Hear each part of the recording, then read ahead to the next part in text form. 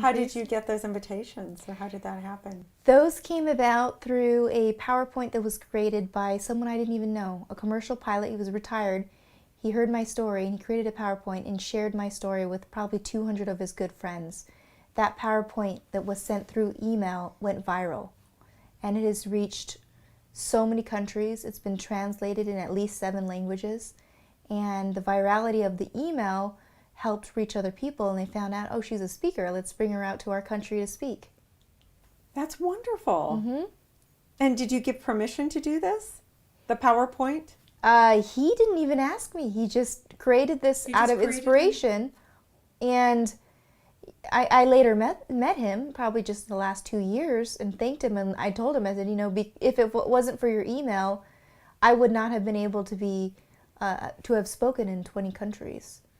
And that's amazing. Mm-hmm. What a great connection that was. It was. What a interesting person that he would put all that time into it to really help other people get inspired. So you must have inspired him tremendously, just because he probably knows how daunting it is to fly a plane mm-hmm. and to think you did it without having arms. So that's very courageous of you.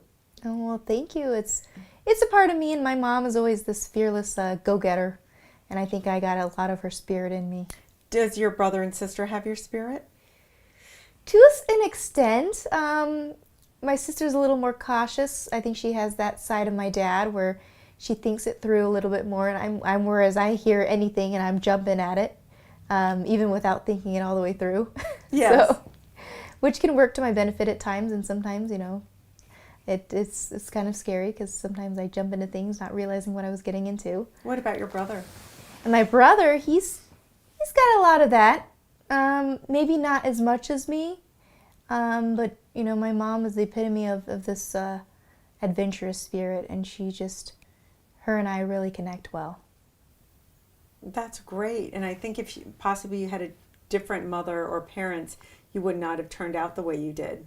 Oh, I don't think so. So no. That's, that was a blessing also. Mm-hmm. How do you want to be remembered? That's if there's quite a phrase question. or something that yeah. people would say, Jessica Cox, what would you like them to say? I think that I would like to be remembered as someone who just loved her life and took her gifts to share with other people and not let anything stop her from doing what she wanted to do.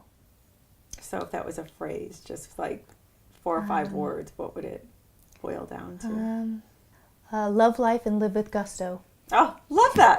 Perfect. That's wonderful. Can you share with us a turning point in your life that you had where you were going in one direction and something happened, and tell us what that was that shifted your life in a different direction? Well,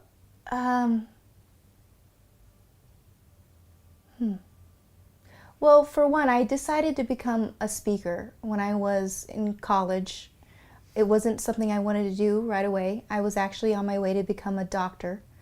And, regardless of the fact they didn't have gloves for feet, I was going to figure out a way that I could be a medical doctor, because I was, from the age of 5, I wanted to go into medicine.